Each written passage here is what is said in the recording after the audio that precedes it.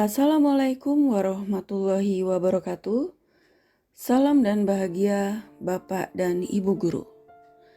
Saya akan menjelaskan tentang demonstrasi kontekstual modul 3.1 tentang pengambilan keputusan dengan nilai-nilai kebajikan seorang pemimpin. Saya Susi Uniar, calon guru penggerak Angkatan 7 DKI Jakarta, kelas 24, dengan fasilitator Bapak Fajar Purnomo dan pengajar praktik Ibu Sari Mulyani. Tujuan pembelajaran khusus pada demonstrasi kontekstual modul 3.1. CGP dapat melakukan suatu analisis atas penerapan proses pengambilan keputusan berdasarkan pengetahuan yang telah dipelajarinya tentang berbagai paradigma, prinsip, pengambilan dan pengujian keputusan di sekolah asal masing-masing atau lingkungan yang lain. Pertanyaan pemandu dalam demonstrasi kontekstual modul 3.1. Yang ke-1. Selama ini bagaimana Anda dapat mengidentifikasi kasus-kasus yang merupakan dilema etika atau bujukan moral? 2. Selama ini bagaimana Anda dapat menjalankan pengambilan keputusan di sekolah Anda, terutama untuk kasus-kasus di mana ada dua kepentingan yang sama-sama benar atau sama-sama mengandung nilai kebajikan. 3. Langkah-langkah atau prosedur seperti apa yang biasa Anda lakukan selama ini? 4. Hal-hal apa saja yang selama ini Anda anggap efektif dalam pengambilan keputusan pada kasus-kasus dilema etika? 5. Hal-hal apa saja yang selama ini merupakan tantangan dalam pengambilan keputusan pada kasus-kasus dilema etika? Ke-6. Apakah Anda dapat memiliki tata kelola atau jadwal tertentu dalam sebuah penyelesaian kasus dilema etika? Apakah Anda langsung menyelesaikan di tempat atau memiliki sebuah jadwal untuk menyelesaikannya? Bentuk atau prosedur seperti apa yang Anda jalankan? 7. Adakah seseorang atau faktor-faktor apa yang selama ini mempermudah atau membantu Anda dalam pengambilan keputusan dalam kasus-kasus dilema etika? Dan yang ke-8, dari semua hal yang telah disampaikan, pembelajaran apa yang dapat Anda petik dari pengalaman Anda mengambil keputusan dilema etika? Berikut wawancara saya dengan Kepala SMP Negeri 177 Jakarta, Bapak Ruhadi MPD.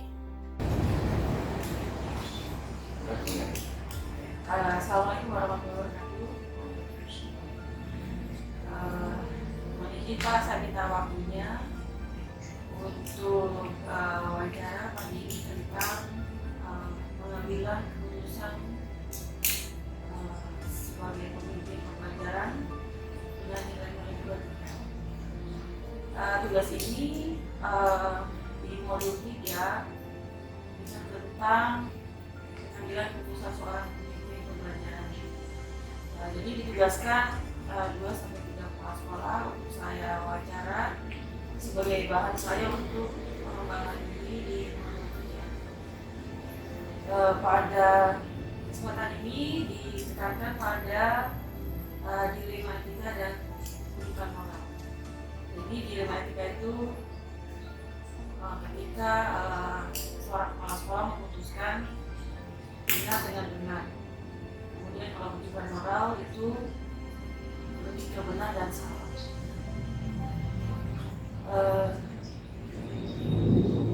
Pertanyaan yang pertama, mohon izin ya Pak ya. Selama Bapak memimpin sekolah, sebagai kepala sekolah, bagaimana cara Bapak dapat mengidentifikasi kasus-kasus yang ada di sekolah itu merupakan dilema etika atau bujukan moral?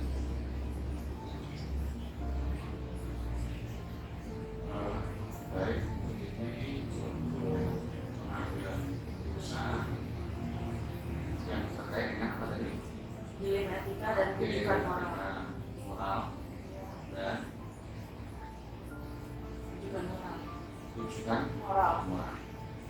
Moral, etika. Jadi kita di dalam organisasi sekolah, institusi pendidikan kan itu ada etika moral tapi ada aturan, meskipun sesungguhnya etika moral itu juga sudah tergantung ada dalam aturan. Maka tentu saya meskipun sangat berat untuk menentukan satu dua kebijakan yang kadang-kadang sama-sama benar, tapi tentu kita harus pilih salah satu karena tidak mungkin kesemuanya kita ambil. Nah, bagaimana saya menentukannya? Di sini saya sebagai kepala sekolah tentu punya wakil, ada wakil, maka biasanya menentukan mana yang harus kita laksanakan, ya kita harus berdiskusi bagaimana baiknya kita pertimbangkan dengan para wakil, mana dulu yang harus kita prioritaskan. Nanti yang lain baru akan kita tunda untuk yang berikutnya. Itu adalah berdasarkan diskusi kami sebagai masukan dengan bapak-bapak wakil dan atau bahkan dengan kasat praktik. Nah, selama ini bagaimana Bapak menjalankan keputusan yang ada di sekolah, terutama untuk kasus-kasus atau masalah-masalah di mana ada dua kepentingan yang sama benar atau sama-sama mengandung nilai kebajikan? Ya tadi itu, jadi kalau untuk memutuskan suatu kebijakan yang sama-sama benarnya, sama-sama baiknya, tentunya karena kita harus tidak boleh memilih dua-duanya secara bersama, maka kita harus salah satu kan. Maka untuk mempertimbangkannya, mana yang kita dahulukan, mana yang lebih kita prioritaskan terlebih dahulu, ya tentu saya berdiskusi dulu dengan bapak-bapak wakil atau senior atau pastinya dengan bapak kasat praktik. Ini prosedurnya diskusi dulu ya. Meskipun udah ketahuan itu sama-sama benarnya, sama-sama baiknya, jadi kan keputusannya memang bukan di saya, memang untuk keputusan tadi kan saya pertimbangan dari bapak yang kemudian. Nah, setelah dipertimbangkan, didiskusikan, diidentifikasi masalahnya, berarti keputusan ada di Bapak ya? Mutlak keputusan sekolah menjadi kepala sekolah. Nah, dari kasus-kasus atau masalah yang berkembang di sekolah, hal-hal apa saja menurut Bapak yang Bapak anggap efektif dalam pengambilan keputusan? Efektifnya bagaimana Mas Bapak? Ada kasus-kasus dilema etika, jadi sama-sama benar. Jadi biasanya kasus-kasus yang ada di sekolah ini kalau sudah kita diskusikan, kita pertimbangkan dengan bapak wakil dan kita beritahukan, kita jelaskan kepada bapak guru semuanya juga bisa mengerti dan bisa menerima sih. Jadi selama kita memberi penjelasan kepada bapak guru dengan tegas, dengan aturan yang jelas, kemudian untuk penyampaiannya juga kita selalu meminta pertimbangan dari bapak-bapak wakil atau yang senior dari bapak ibu yang di sini, itu juga biasanya baik. Berarti itu lebih ke ini apa? Care based thinking ya, care based thinking juga berbasis hasil akhir ya Pak ya. Dari masalah-masalah tersebut dalam memutuskan atau mengambil keputusan, kira-kira menurut Bapak tantangan apa yang ada di sekolah ini? Tantangan yang paling berat itu adalah ketika kita sudah dihadapkan dengan rasa enak tidak enak, itu paling berat. Jadi kadang-kadang memang untuk mengambil sebuah keputusan itu kadang-kadang kita harus bisa menyingkirkan rasa tidak enak, karena kan tidak selalu yang enak itu pasti benar. Kadang-kadang yang kita rasanya tidak enak, memang kita juga menggunakan aturan. Jadi kadang-kadang yang apa yang namanya sudah enak, yang namanya perasaan yang harus dipikirkan aturan karena kalau sudah kita kalahkan dengan rasa itu kadang-kadang bisa berantakan. Misalnya kalau ada hal yang itu nggak benar di sini, tapi sudah biasa dilakukan di sini, itu solusi dari Bapak gimana? Jadi ini Bu, jadi tidak selalu yang sudah biasa baik dan sudah lama dilaksanakan itu pasti benar. Jadi kita jangan selalu membenarkan kebiasaan yang bagus.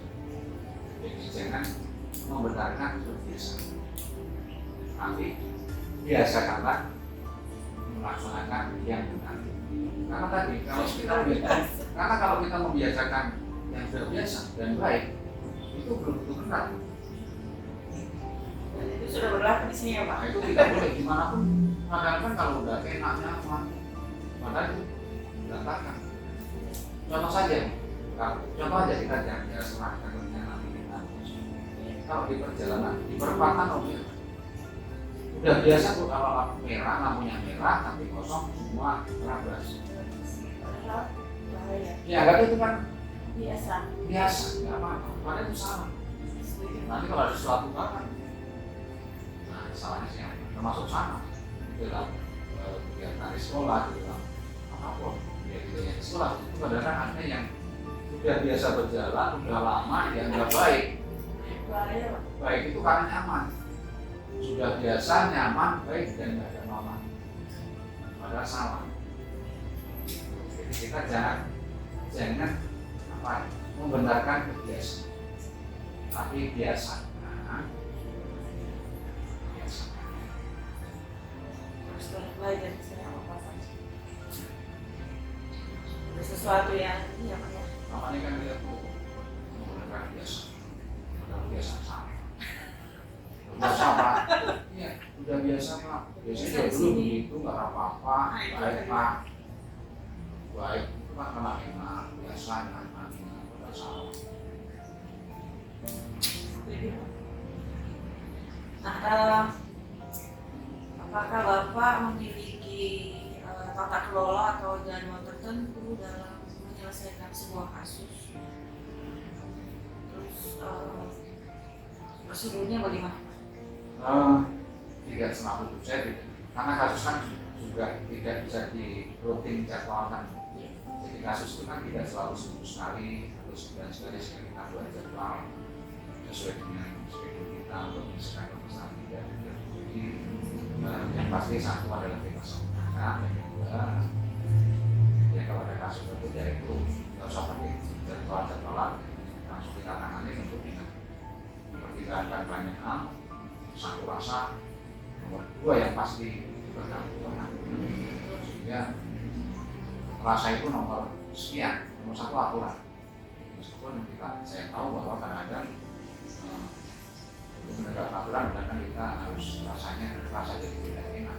Tapi kalau kita ada menggunakan rasa yang kita nyaman, kadang-kadang menabrak. Jadi tidak selalu saya menggunakan jadwal rutin untuk membahas suatu kasus. Kalau jadwal diskusi tentang program dengan wakil, Oh iya, itu bisa itu pasti sebulan pasti, tapi kadang-kadang bisa setiap minggu. Tapi rutinnya ya setiap bulannya pasti. Kadang-kadang bisa seminggu 2 kali. Kalau ada hal yang saya kita selalu makin terkait dengan tenaga kependidikannya ya kita ambil terus.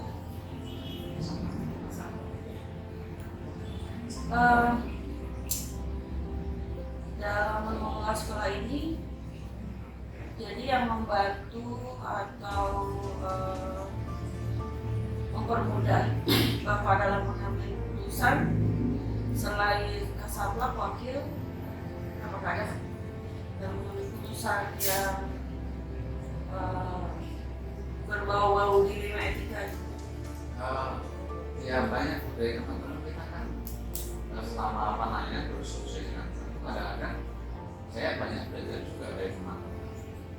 Jadi kadang-kadang dari teman-teman, dari lingkungan itu ternyata untuk menyelesaikan masalah yang seperti ini cocok kan. Meskipun ide dari teman tadi tidak secara formal kita diskusi, cuma kadang-kadang kita berkumpul berdiskusi tentang suatu masalah, karena ini bisa kita ambil ilmunya untuk menyelesaikan hal yang terkait dengan masalah itu. Ini harus wakil.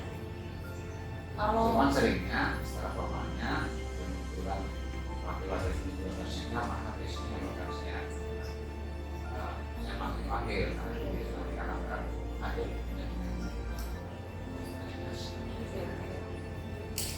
dengan pengawas juga Pak? Iya. Baik Pak, saya banyak belajar dari bincang-bincang saya dan Bapak. Ternyata mengambil keputusan itu harus dipertimbangkan matang-matang ya. Harus matang. Dan memang yang namanya keputusan itu tidak akan bisa menyenangkan semua orang ya. Bisa langsung baik apapun ya pasti ada yang merasa baik, ada yang merasa tidak baik, ada yang merasa diuntungkan, ada yang merasa tidak yang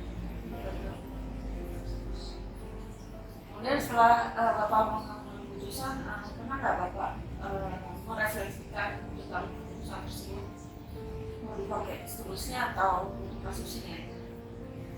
Tergantung Bu, bisa saja untuk kasus saja, tapi juga nanti bisa juga akan bisa kita bawa kembalikan untuk kasus lain yang memang relevan dengan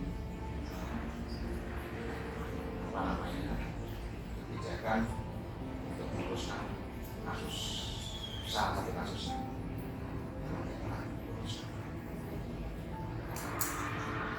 Pak, terima kasih bincang-bincangnya. Saya banyak mendapat masukan tentang pengambilan keputusan sebagai pelajaran. Semoga kedepannya Bapak selalu sukses, selalu sehat, juga dengan keluarga Bapak. Terima kasih Pak. Assalamualaikum warahmatullahi wabarakatuh. Dan yang kedua, wawancara dengan Kepala SMP Negeri 261 Jakarta, Bapak Tarsum MPD.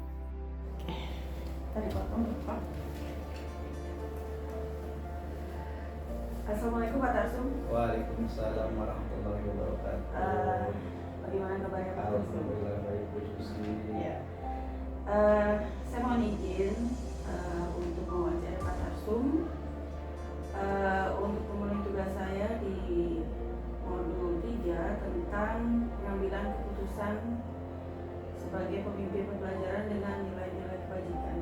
Jadi nilai-nilai yang berlaku secara universal. Yang ingin saya tanyakan atau saya tekankan di sini adalah tentang dilema etika dan rujukan moral pada saat Pak Tarsum membuat keputusan di sekolah ini.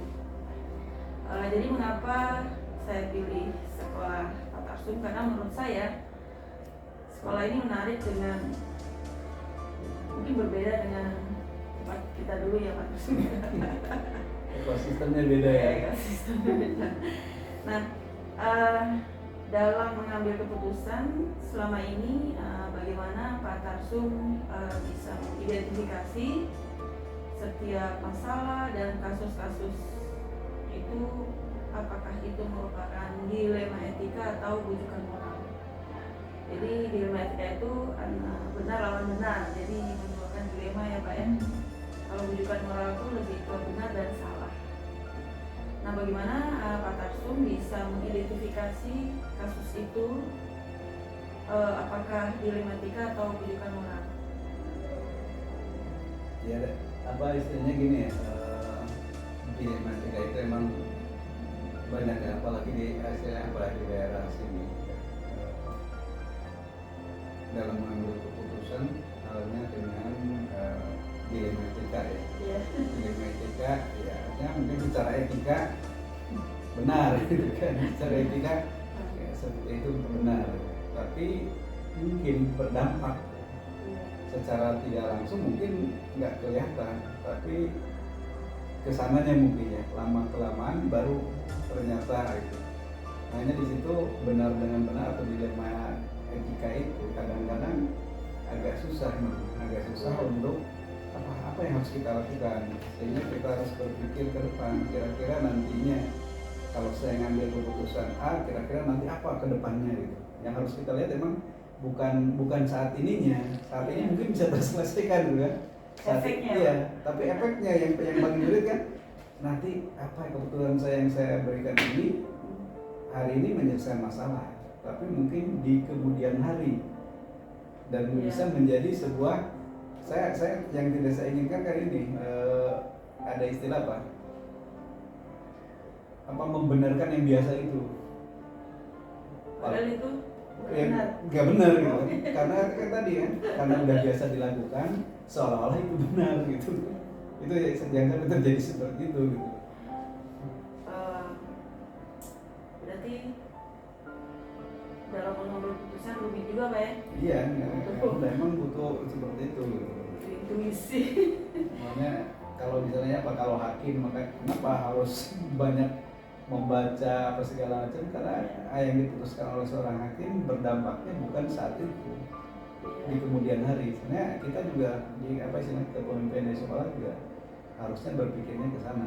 Apa yang kita putuskan itu bukan hanya untuk menyelesaikan masalah sekarang, tapi masalah sekarang yang nanti berdampak ke depan seperti apa. Iya. Nah, dalam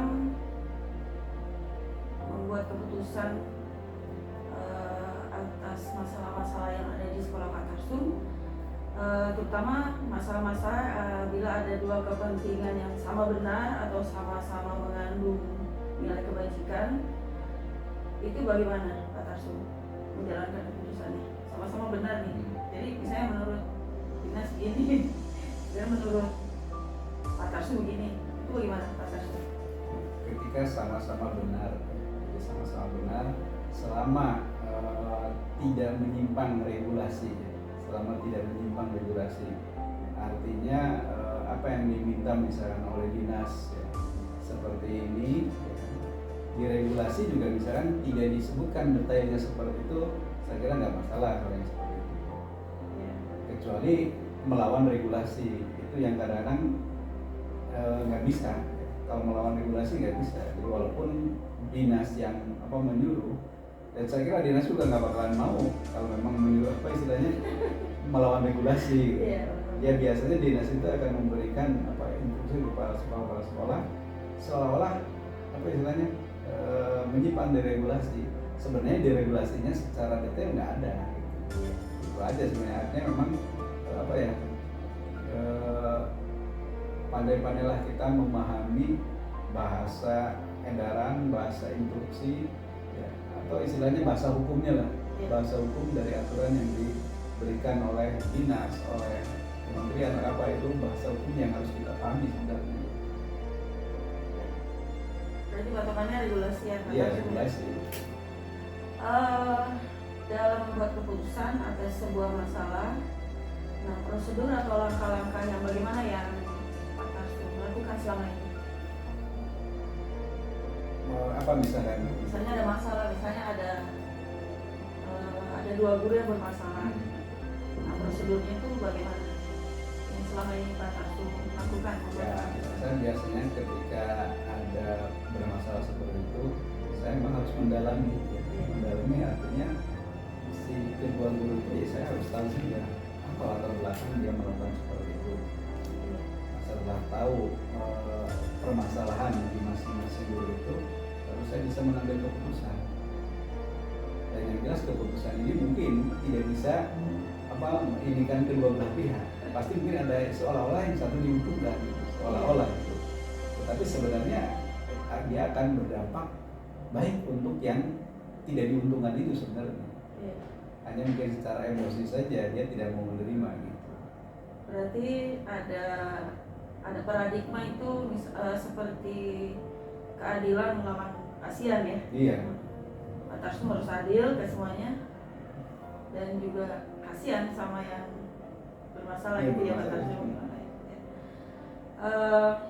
Nah dalam menangani kasus itu setelah Pak Tarsum putuskan, apakah Pak Tarsum membuat seperti apa ya, merefleksi dari putusan itu? Ya selalu saya. Jadi setiap keputusan ya saya selalu refleksi apa sih apa istilahnya dampaknya, dampak dari apa yang sudah saya berikan ya saya putuskan itu dampaknya apa sih buat apa istilahnya buat lembaga, dampaknya terhadap saya pribadi, dampaknya juga terhadap yang lainnya gitu. Itu selalu saya refleksi. Kenapa? Karena dengan cara seperti itu justru kita akan lebih banyak tahu jadinya gitu. Ternyata kalau saya mengambil keputusan A, ini dampaknya. Kalau saya ngambil keputusan B, ini dampaknya gitu. Sehingga dari situlah ya pengalaman-pengalaman itulah yang kemudian bisa mendewasakan kita gitu. Ya. Jadi masuk ke untuk menguji keputusannya itu berarti berpedoman kepada careless thinking ya. Jadi Pak Tarsum berpikir untuk peduli dengan masalah tersebut ya Pak Tarsum ya. Iya ya, kalau seperti itu. Nah dari keputusan yang sudah Pak Tarsum ambil selama ini, kira-kira yang Pak Tarsum anggap lebih efektif dalam pengambilan keputusan pada kasus-kasus dilema etika itu seperti apa Pak? Yang dari hal-hal yang selama ini Pak Tarsum sudah putuskan dan yang menurut Pak Tarsum anggap itu keputusan efektif, kira-kira kasus apa saja? Kasus apa ya? Saya lupa juga di sini kasus-kasus. Yang paling menarik biasanya diingat ya. Iya, yang dilema etika ya. Jadi artinya gini mungkin ya, penerapan disiplin, penerapan disiplin. Ya tadi ya, karena di sini itu mungkin tadi yang saya sampaikan tadi selalu mengerjakan yang apa kebiasaan yang tentu belum tentu benar gitu. Iya. Ya kan? Jadi artinya yang biasa dilakukan itu yang saya sampaikan gitu, teman-teman, bahwa etikanya itu kan seorang guru harus seperti ini, harus bisa apa istilahnya yang kayak Dewan Dewa itu satu kan harus tuturi handayani, ya terutama yang ini Inarso Sumberodo. Jadi bahwa guru itu harus kan menjadi teladan. Iya. Ini yang arah saya sampaikan ke teman-teman ya, bahwa kita itu sebagai contoh. Contoh itu berperilaku kita juga contoh. Jadi cara berpakaian kita harus menjadi contoh, cara bicara jadi contoh ya. Kemudian juga masuk kelas jadi contoh. Saya sampaikan mungkin teman-teman di sini misalkan yang tadinya bajunya ya tahulah ada yang malas masukin baju dimasukin aja mas di sini. Saya sampaikan itu akhirnya mulailah teman-teman baju mulai dibuka. Masa pakai baju pramuka dikeluarin kan nggak lucu kan? Iya. Itu mana perempuan iya. Keluarnya. Nah, akhirnya saya sampaikan ini sehingga teman-teman guru lagi sekarang udah penampilan sudah rapi. Gitu. Jadi saya mengatakan itu tadi ya, jangan membiasakan, jangan membenarkan yang biasa gitu. Berarti nggak salah ya Pak Tarsum di Ya, jadi pimpinan di sini ya. Sepertinya sudah petunjuk gitu Pak. Nah, kemudian selama ini ketika Bapak memimpin di SMP 261 ya Pak ya, yang merupakan dan menjadi tantangan dalam mengambil keputusan pada kasus-kasus dilema etika itu apa saja Pak tantangannya? Ya tantangan tentu biasalah ada istilahnya apa ya, istilahnya mungkin apa istilah kerennya itu status quo ya. Apa status quo? Ya istilahnya mempertahankan yang ada, nggak mau berubah gitu ya. Itu lah ya, udah seperti itu gitu. itu yang tantangan sulit lah. Karena ya tadi yang saya katakan tadi udah membiasakan Yang biasa. yang biasa ya. Padahal Membenarkan yang biasa gitu. Padahal belum tentu benar. Benar. Luar biasa. Itu yang sulit gitu. Menarik Tapi ya. dengan pelan-pelan ya alhamdulillah sih ya, saya menyadari oh ternyata seorang guru itu ya harus bisa menjadi panutan. Agak unik ya Pak ya. Agak unik. Nah, apa Pak Tarsum punya jadwal tertentu nih dalam menyelesaikan masalah-masalah dilematika? Punya jadwal khusus? Jadwal khusus enggak. Itu insidental aja kan, kejadiannya juga enggak ini juga. Hanya saya ya setiap briefing memang saya jadwalkan briefing itu seminggu sekali. Nah di briefing itu selalu saya masukkan hal-hal yang pokoknya yang baik, regulasi-regulasi saya selalu sampaikan. Jadi supaya ya teman-teman di sini terutama ya PNS ya. Jadi PNS itu kan udah jelas aturan secara nasional lah, biar memahami ya, tugas dan fungsinya sebagai seorang PNS itu seperti apa. Kompetensi profesional ya Pak ya. Terutama itu yang harus lebih benar-benar bertanggung jawab lah atas keprofesionalnya itu. Berat ya Pak ya. Jadi biasanya Pak Tarsum mengadakan pertemuan setiap hari Rabu ya Pak ya. Ya. Dan penyelesaiannya tergantung kasus ya, situasional ya. Terus situasional aja. Enggak setiap minggu ada masalah gitu. Iya ya, itu juga ya. Dan ketika ada masalah juga memang kadang-kadang nggak selesai dalam 1 minggu gitu kan. Prosedurnya gimana tuh Pak? Biasanya? Ya ketika ada masalah kan biasanya ya itu tadi ya, saya pelajari, saya amati, mungkin saya juga minta masukan-masukan apa sih yang melatar belakanginya gitu. Identifikasi ya. Identifikasi lah istilahnya. Ya kalau dari IPA ya, kita di IPA itu kan pakai apa itu? Hipotesis dulu. Iya, langkah-langkah ilmiah ya, metode ilmiah itu yang kita masalah. yang selalu kita pakai gitu. Iya betul. Penting. Masalah, kemudian mengidentifikasi masalah, mengumpulkan data, Iya betul. Baru membuat kesimpulan ya, ya. hipotesa ya kan. Iya, gimana kira-kira oh ini seperti ini. Itu yang biasa saya lakukan. Langkah saintifik ya Pak ya. Ya. Saintifik. Oke. Kemudian ada nggak sih di sekolah ini yang bisa Bapak jadikan panutan atau rujukan dalam membuat keputusan? Maksudnya seseorang itu ya. Iya. Kira-kira Bapak butuh siapa nih dalam membuat keputusan? Ya itu di sini tuh apa ya istilahnya? Saya katakan ke teman-teman itu di sini seperti apa ya? Yang kehilangan hidupnya itu apa namanya? Yang kehilangan hidupnya. Iya, sebenarnya seperti itu. Jadi artinya ya di sini tuh kan banyak guru-guru yang baru yang muda-muda ya. Oh, guru-guru muda. Yang Masih semangat ya Pak? yang semangat, tetapi tadinya mungkin regenerasinya kurang. Iya betul. Sehingga ketika guru-guru yang tadi mungkin dulunya kan banyak nih sini guru-guru yang bagus itu. Nah, ketika mereka pensiun tanpa memberikan apa istilahnya mewarisi, mengkaderkan, mengimbaskan ya Pak ya. Maka nggak muncul lah. Ya. Sehingga di sini pun istilahnya teman-teman juga guru-guru di sini nggak ada istilahnya yang bisa dituakan. Nggak ada yang bisa dituakan. Karena nggak ada yang bisa dituakan ya. Itulah yang kadang-kadang jadinya susah. Jadi ketika ada masalah, kan kalau misalnya di sekolah itu ada yang bisa yang dituakan, justru akan menghormati dengan orang itu gitu kan.